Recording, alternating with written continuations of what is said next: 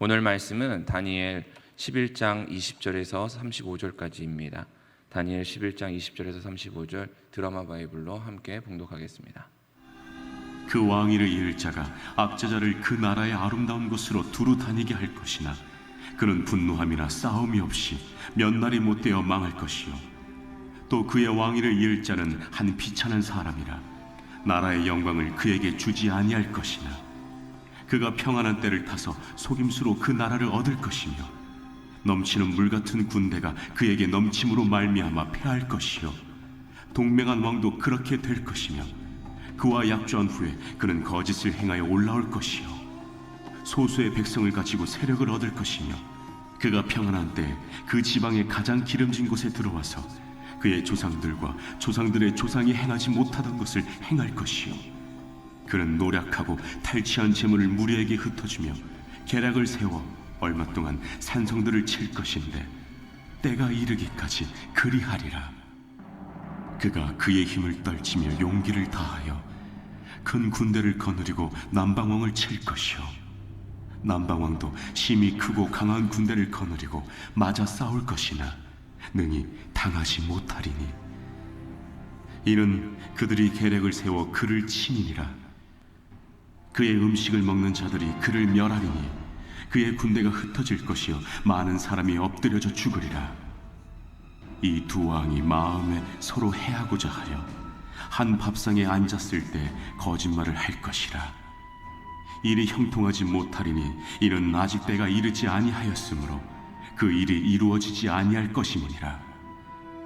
북방 왕은 많은 재물을 가지고 본국으로 돌아가리니 그는 마음으로 거룩한 언약을 거스르며 자기 마음대로 행하고 본토로 돌아갈 것이며 작전된 기한에 그가 다시 나와서 남방에 이를 것이나 이번이 그 전번만 못하리니 이는 기띔의 배들이 이르러 그를 칠 것임이라.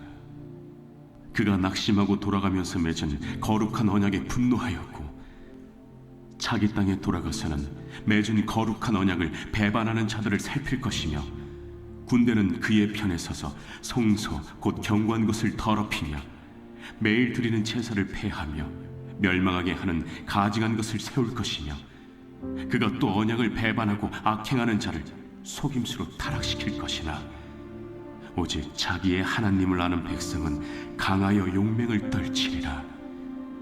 백성 중에 지혜로운 자들이 많은 사람을 가르칠 것이나 그들이 칼날과 불꽃과 사로잡힘과 약탈을 당하여 여러 날 동안 몰락하리라. 그들이 몰락할 때 도움을 조금 얻을 것이나 많은 사람들이 속임수로 그들과 결합할 것이며 또 그들 중 지혜로운 자 몇 사람이 몰락하여 무리 중에서 연단을 받아 정결하게 되며 쉬게 되어 마지막 때까지 이르게 하리니 이는 아직 정한 기한이 남았습니다. 아멘. 오늘 본문 말씀을 통해 하나님을 아는 백성이라는 제목으로 오늘 나누고자 합니다. 하나님께서는 당신의 계획, 은밀한 일들을 다니엘에게 환상으로 보여주셨습니다. 오늘 본문은 그 환상의 일부분입니다. 본문에서 언급하고 있는 북방왕은 역사적으로 시리아를 의미하고 남방왕은 애굽, 오늘날의 이집트를 나타납니다. 환상의 내용을 대충 요약해보면 이렇습니다. 시리아와 이집트의 패권을 놓고 싸우는 그 다툼 속에서 결국에 이스라엘이 수치를 당하고 고난을 당할 것이다 라는 것입니다. 오늘 본문을 통해 하나님께서 오늘날 우리에게 주시는 교훈을 깨닫고 지혜를 얻을 수 있기를 주님의 이름으로 간절히 축원합니다. 첫 번째 교훈입니다. 우리는 세상의 다툼 속에 살고 있습니다. 오늘 본문에는 북방왕과 남방왕이 등장하여서 서로 싸우고 있습니다. 앞에서 언급한 것처럼 북방왕은 시리아를, 남방왕은 이집트를 나타냅니다. 그런데 서로가 패권을 지배하기 위해서 다투고 있습니다. 물론 그 과정에서 많은 사람들이 고통을 당하게 됩니다. 이스라엘이라고 예외는 아닙니다. 그런데 그 패권을 얻기 위해서, 그거를 지배하기 위해서 이들이 행하는 모든 일들을 보니까 온갖 악행을 저지르고 있습니다. 서로 회유하기도 하고 기만하기도 하고 배신하기도 하고 또 악한 것으로 약속하기도 하고 그런데 그 일들이 잘 안 되자 그들의 분노가 이스라엘을 향했다라는 것입니다. 다니엘 11장 29절에서 32절을 현대인 성경으로 제가 한번 읽어드리겠습니다. 후에 시리아 왕은 작정된 때에 이집트를 다시 침략하겠지만 이번에는 상황이 전과 다를 것이다. 로마의 배들이 그를 막아 격퇴하므로 그는 기가 꺾여 되돌아갈 것이다. 그는 대단히 격분하여 그 분풀이를 이스라엘 사람에게 하려고 할 것이며 돌아가서는 거룩한 계약을 저버릴 자들에게 호의를 보일 것이다. 그는 다시 예루살렘을 약탈하고 성소를 더럽힐 것이며 매일 드리는 제사를 폐지하고 성전 안에 더러운 우상을 세울 것이다. 그는 교활한 말로 이미 자기들의 신앙을 저버린 사람들의 환심을 사려 할 것이지만 자기 하나님을 바로 아는 사람들은 확고하게 서서 그를 대적할 것이다. 그렇습니다. 힘이 없던 이스라엘은 시리아의 분풀이 대상으로 전락해버렸습니다. 그리고 능욕을 당하게 됩니다. 자세한 내용을 보니까 예루살렘이 약탈당하고 성소가 더럽혀지고 제사가 폐지되고 우상들이 세워질 것이다 라고 하십니다. 그들의 교활한 말에 넘어가는 사람들이 결국에는 신앙을 저버릴 것이다 라고도 말씀하셨습니다. 여기서 우리는 첫 번째 교훈을 얻습니다. 우리는 세상의 다툼 속에 그대로 노출되어 살고 있다는 사실입니다. 그리고 그 다툼 가운데서 세상은 교회를 향하여서 핍박과 환난과 온갖 유혹으로 넘어뜨리려 한다는 것입니다. 하나님의 백성이라면 온실 속 화초와 같이 안전을 보장받고 신앙생활할 수 있어야 될 것 같습니다. 또 우리의 삶은 평안해야 한다라고 생각하고 또 기대하기 마련입니다. 그런데 본문 말씀은 그렇지 않습니다. 나와는 무관한 세상의 다툼 속에 휘말려서 그들의 공격의 대상이 되어야 하고 약탈의 대상이 되어야 한다는 것입니다. 언제 쳐들어올지 모르는 공포와 두려움에 떨어야만 하는 상황입니다.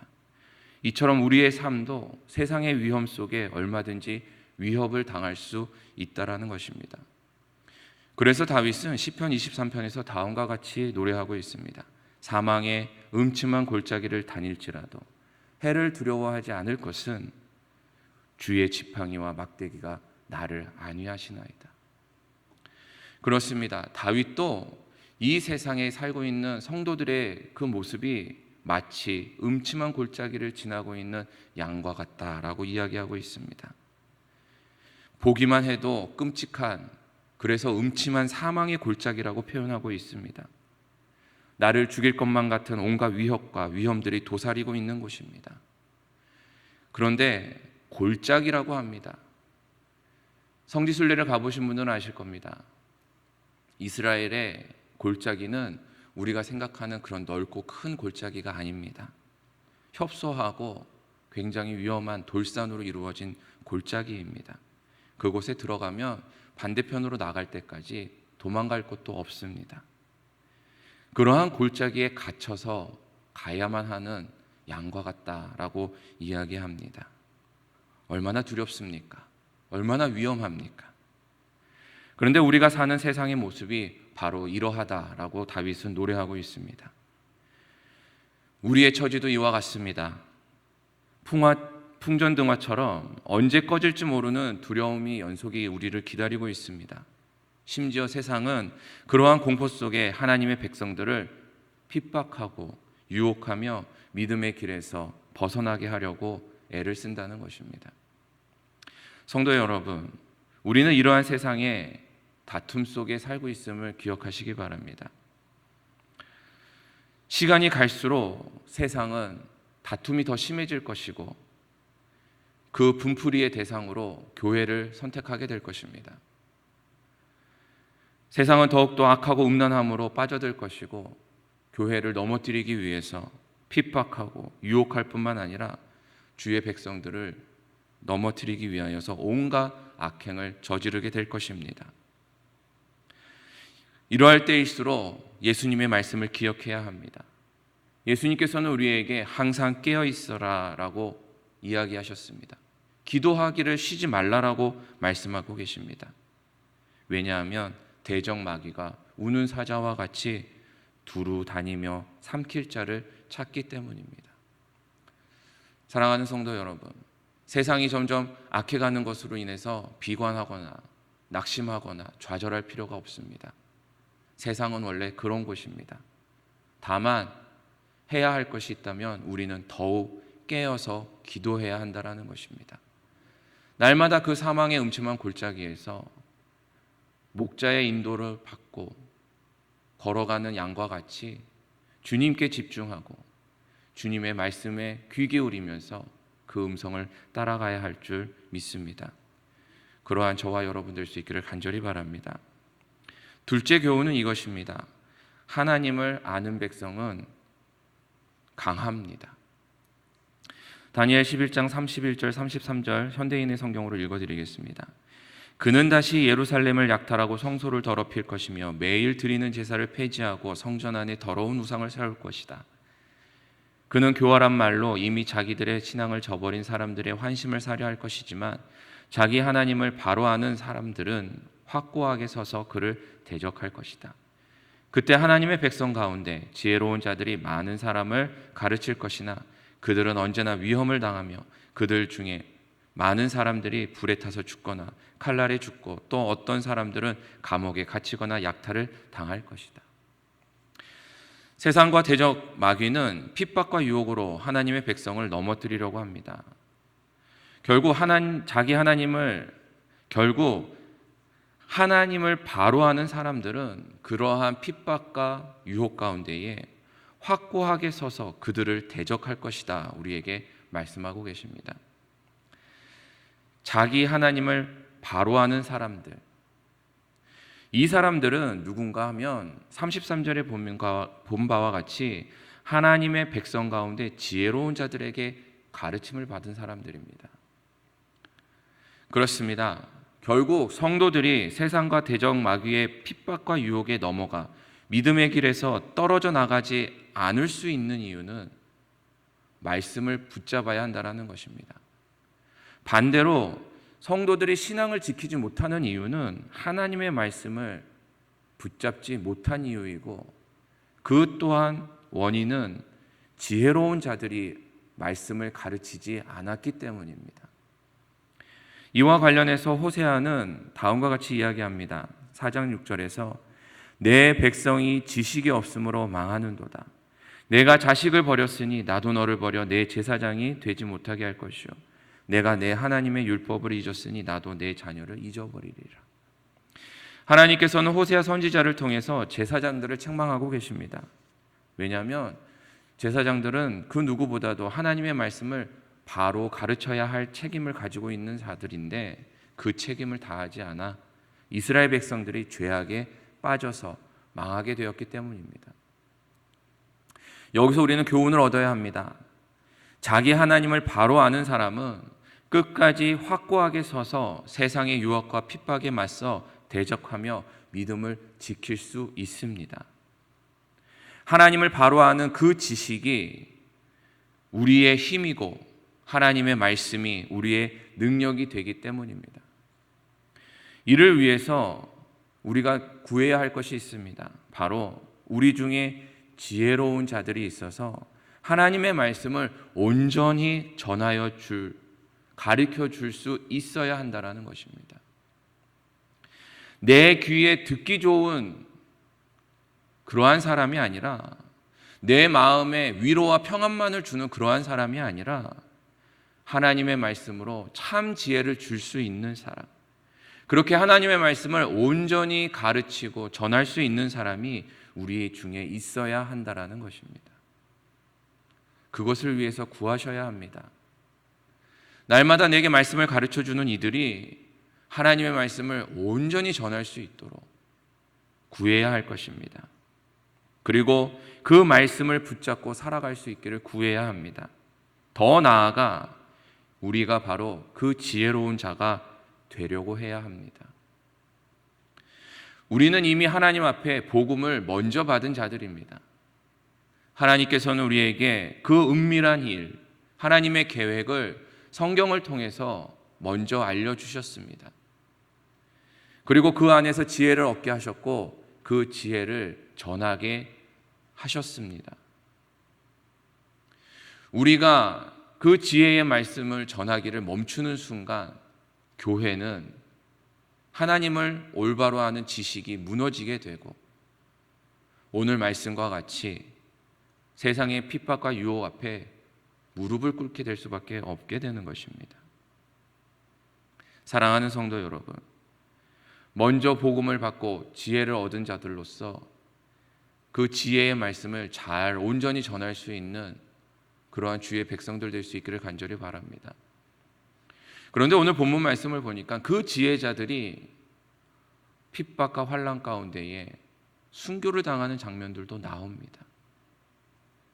죽음이 두려워서, 약탈이 두려워서, 수모당하는 것이 두려워서 그 지혜의 말씀을 숨기고 떠나는 것이 아니라 오직 주님께서 우리에게 맡겨주신 그 복음을 잘 가르치고 전하는 일들을 감당할 수 있기를 간절히 축원합니다.